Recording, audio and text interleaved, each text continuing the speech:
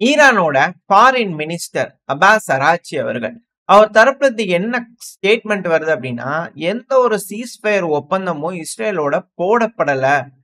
ஆனா military response எல்லாத்தையும் வந்து பாத்தீங்கன்னா, இஸ்ரேல் 4 மணி வரைக்கும் ஈரானோட லோக்கல் டைம் காலையில 4 மணி வரைக்கும் செய்யறதுக்கு அப்புறம் ஏதாச்சும் செஞ்சாங்க அப்படின்னா, அதுக்கு ஏத்தபடி மிலிட்டரி மெஷர்ஸ் எடுப்போம் அப்படிங்கிற அவர் தரப்பு ஸ்டேட்மெண்ட் வந்திருக்கு. அதாவது இஸ்ரேல் ஸ்டாப் பண்ணிட்டாங்க அப்படின்னா, அதுக்கப்புறமா ஈரான் ஒரு ரிட்டாலியேஷன் பண்ணணும்னு நீட் இல்ல. தெஹ்ரானோட டைம் 4 மணி அதிகாலை. அந்த டைமுக்குள்ள இஸ்ரேல் தாக்குதலை ஸ்டாப் பண்ணிட்டாங்கன்னா, மிலிட்டரி ஆக்ஷன் தேவைப்படாது அப்படிங்கிறது போல இஸ்ரேல் தரப்பு ஈரானோட ஃபாரின் மினிஸ்டர் அவர்கள் தரப்பு வந்து ஒரு போஸ்ட் போட்டிருந்தார். அதுக்கப்புறம் அசஸ் பண்ணிட்டு அதுக்கேத்த மாதிரி முடிவுகள் எடுக்கப்படும் அப்படிங்கிற சொல்லியிருந்தாரு. அதுக்கப்புறம் அதாவது அந்த டைமிங் இதான் சொன்னதே வந்து பாத்தீங்கன்னா 4:30 மணி. இதுவே லேட்டு தான். இதை சொல்றதுக்கு முன்னாடி வந்து பாத்தீங்கன்னா, இஸ்ரேல் பயங்கரமான தாக்குதல் வந்து பாத்தீங்கன்னா பண்ணிட்டு இருந்தாங்க ஈரானுக்குள்ள. அதுவும் ஈரானோட பல பகுதிகள். ஒரு இடம் 2 இடம் அப்படிங்கிறது போல இல்ல. முதல்ல ஐடிஎஃப் தரப்புல இருந்து ஈரானோட கேபிட்டலான தெஹ்ரான் பகுதிகளில் இவாக்குவேஷன் வார்னிங் வந்து பாத்தீங்கன்னா கொடுத்திருந்தாங்க 2 பகுதிகள். அதுக்கப்புறம் பாம்பிங் பண்ண ஆரம்பிச்சாங்க. ஈரானோட ஏர் டிஃபென்ஸ் சிஸ்டம் வந்து பாத்தீங்கன்னா தெஹ்ரான், ஈரானோட கேபிட்டலான தெஹ்ரான், சிராஸ், அவாஸ், கராஜ் பகுதி. ஸோ இந்த பகுதிகள்லாம் பயங்கரமா ஆக்டிவா இருந்திருக்கு. ரொம்ப நேரங்கள் வந்து பாத்தீங்கன்னா ஏர் டிஃபென்ஸ் சிஸ்டம் ஆக்டிவா இருந்துச்சு அப்படிங்கிற ஸ்டேட்மெண்ட்ஸ் வந்துகிட்டு இருக்கு. வீடியோ பதிவுகள்லாம் வந்துகிட்டு இருக்கு. இதுல இஸ்ரேலோட ஃபைட்டர் ஜெட்ஸ் வந்து பாத்தீங்கன்னா ஈரான், அதாவது ஈரானோட மேற்கு பகுதி அப்புறம் மத்திய பகுதியில அதிக இழப்புகளை ஏற்படுத்தி இருக்கலாம் அப்படிங்கிறது போல வீடியோக்கள் வச்சு பல அனலிஸ்ட் வந்து கருத்துக்கள் வந்துகிட்டு இருக்கு, ஸ்டேட்மெண்ட்ஸ் வந்துகிட்டு இருக்கு. ஏன்னா 3 ஸ்ட்ரைக் ஆச்சும் கஸ்வின் பகுதியில வந்து பாத்தீங்கன்னா ஈரானோட கஸ்வின் பகுதியில வந்து பாத்தீங்கன்னா அட்டாக் நடந்திருக்கும். 3 ஏர் ஸ்ட்ரைக் நடந்திருக்கலாம் அப்படின்னு சொல்றாங்க. பல ஏர் ஸ்ட்ரைக் வந்து பாத்தீங்கன்னா ஆவாஸ் பகுதியில நடந்திருக்கு, ஈரானோட ஆவாஸ் பகுதி. அடுத்தது ஹெவியான ஏர் ஸ்ட்ரைக் வந்து பாத்தீங்கன்னா லவ்சின் பகுதி, வட கிழக்கு பகுதி. இது வந்து ஈரானோட வடகிழக்குல இருக்கக்கூடிய லவ்சின் பகுதி. அடுத்தது வந்து பாத்தீங்கன்னா ராஷ் பகுதி. இது வந்து வடமேற்கு, தெஹ்ரானோட வடமேற்குல இருக்கக்கூடிய ராஷ் பகுதியில பயங்கரமான ஏர் ஸ்ட்ரைக் நடந்திருக்கு அப்படிங்கிற சொல்றாங்க. அப்புறம் எக்பேட்டன் பகுதியிலையும் தாக்குதல் நடந்திருக்கு.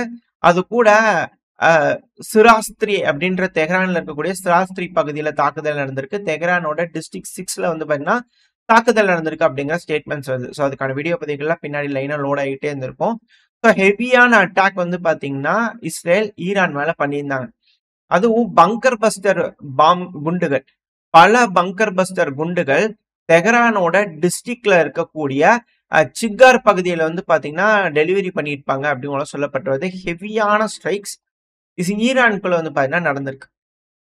அது கூடவே ஈரானோட கேபிட்டலான தெஹ்ரான்ல வந்து பாத்தீங்கன்னா திரும்பவும் பெர்தோசி அப்படிங்கிற ஒரு வீதி இருக்கு. ஸோ அந்த வீதியில வந்து பாத்தீங்கன்னா ஒரு அசாசனேஷன் அட்டெம்ப்ட் பண்றதுக்காக மக்கள் வாழும் குடியிருப்பு பகுதியில வந்து பாத்தீங்கன்னா தாக்குதல் பண்ணிக்கிறாங்க. நியூக்ளியர் சயின்டிஸ்ட் இருக்கலாம் அப்படிங்கிற சொல்லப்பட்டு வருது. இது கூடவே வந்து பாத்தீங்கன்னா ஈரானுக்குள்ள ட்ரோன்கள் அதிக அளவுல உலாவிட்டு இருந்திருக்கு. ஸோ இதுல ஹெர்மிஸ் ட்ரோனை வந்து பாத்தீங்கன்னா திரும்பவும் ஈரான் தரப்பு வந்து டவுன் பண்ணிக்கிறாங்க. நம்மளே இது 5 ட்ரோன்கள் கிட்ட பார்த்திருப்போம்னு நினைக்கிறேன். ஸோ டோட்டலா 5 இருந்து 6 ட்ரோன்கள் கிட்ட இப்போ வரைக்கும் டவுன் பண்ணியிருக்கலாம் அப்படிங்கிறத ரிசல்ட்ஸ் வந்துகிட்டு இருக்கு. அதாவது இஸ்ரேல் ஈரான் அட்டாக் பண்ணிட்டு இருக்காங்க. அட் சேம் டைம் ஈராக்லயும் நடந்தது. ஈராக்ல சில பேசஸ்ல அட்டாக் நடந்ததுக்கு அப்புறம் தான் ஈரான்ல இது போல ஹெவியா அட்டாக் நடந்தது அப்படின்னு சொல்றாங்க. இதே ஈராக்ல இருக்கக்கூடிய இந்த டெலகிராம் சேனல்ஸா இருக்கட்டும், நார்மல் டிவி சேனல்ஸா இருப்பாங்க இல்லையா, ஸோ அவங்க தரப்பு என்ன ஸ்டேட்மெண்ட் வருதுன்னா இனிஷியலா நாச வேலை செய்யும் கும்பல், அதாவது சபட்டாஜ் ஆபரேஷன், யாரு என்னன்றது தெரியல, யாரும் கிளைம் பண்ணிக்கல.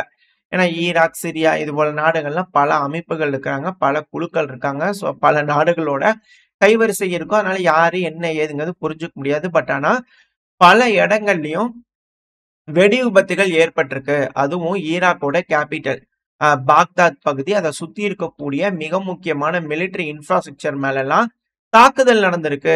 யாரோட ட்ரோன் என்ன ட்ரோன்னே தெரியாத அளவுக்கு இருக்கக்கூடிய ட்ரோன்கள்லாம் வந்து பாத்தீங்கன்னா அட்டாக் நடந்திருக்கு. பாசிபிளி இஸ்ரேல் அட்டாக் பண்ணியிருக்கலாம் அப்படிங்கலாம் சொல்றாங்க. ஏன்னா 3 மிக பெரும் வெடி விபத்துகள் தாஜ் பகுதி, அந்த பகுதி வந்து பார்த்தீங்கன்னா, பாக்தாதுக்கு பக்கத்திலேயே இருக்கு. ஸோ அந்த பகுதியில யுஎஸோட ரேடார்ஸை இன்ஸ்டால் பண்ணி வச்சிருந்தாங்க.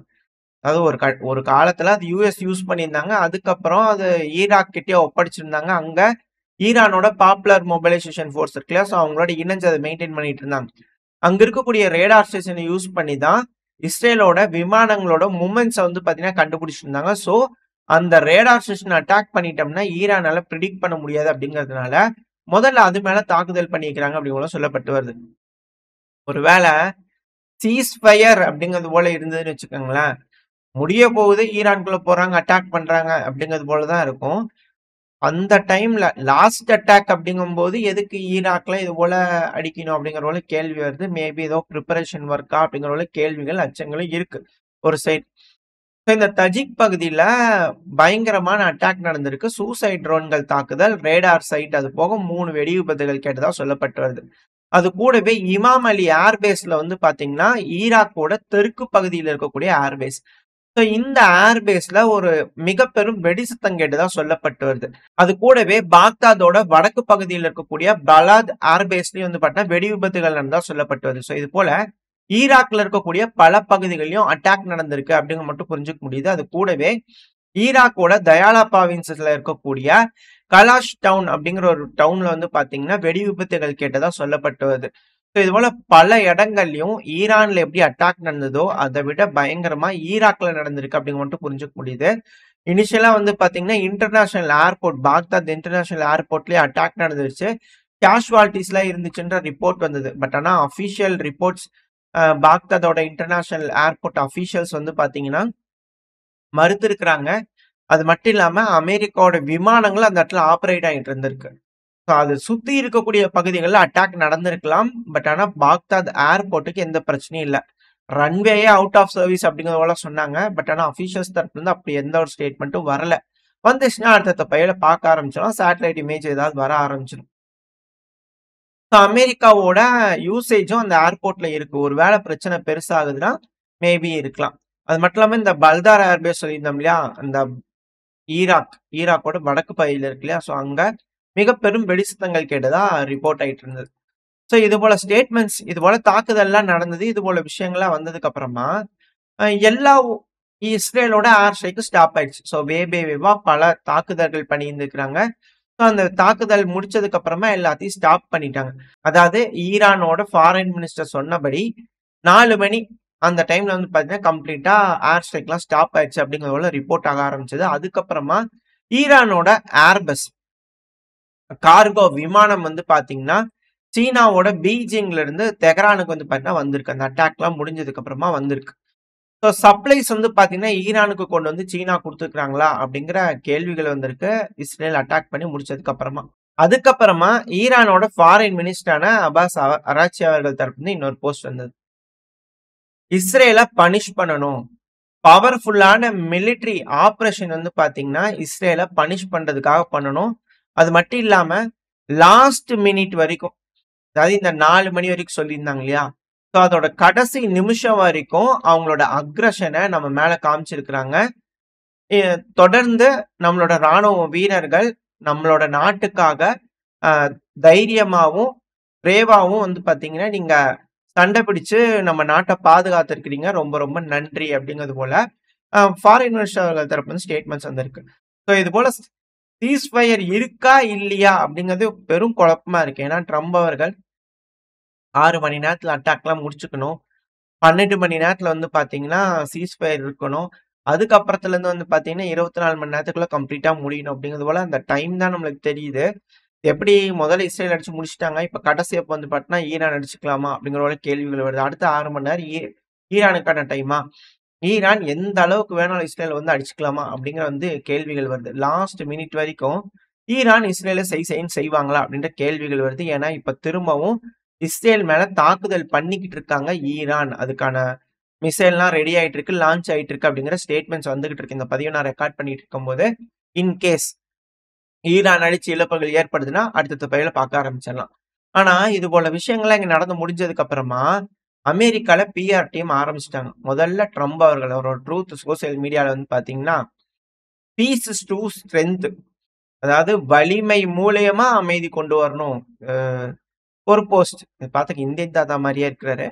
பட் ஆனா இது போல ஒரு போஸ்ட் வந்து அது போல டிசைனா Photoshop தெரிஞ்சவங்கள வச்சு வந்து பாத்தீங்கன்னா வேலைய பாத்துக்கிறாங்க அப்படிங்கிற புரிஞ்சுக்க முடியுது.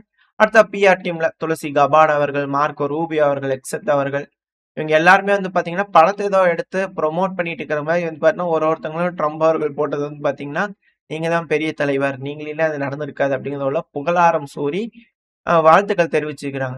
இப்போதைக்கு இருக்கக்கூடிய சினாரியோ, ஈரான் மேலயும், ஈராக் மேலயும் பயங்கரமான ஒரு அட்டாக் நடந்திருக்கு. அதுக்கு முன்னாடி ஈரான் வந்து பாத்தீங்கன்னா, அமெரிக்காவோட பேஸ் அடிச்சிருந்திருக்காங்க. இதுக்கப்புறம் ஈரானோட ரெஸ்பான்ஸ் எப்படி இருக்க போகுது? இந்த பிரச்சனை உண்மையாலுமே முடிவுக்கு வரப்போகுதா? இல்ல இதுக்கப்புறம் தான் மிகப்பெரும் அளவுல கொழுந்து விட்டு எரிய போகுதா? என்ன நடக்குன்றத வெயிட் பண்ணி பார்த்தரலாம். ஓரளவுக்கான தகவல்கள் இந்த பதிவுல பார்த்திருப்போம்னு நெனைக்கிறேன்.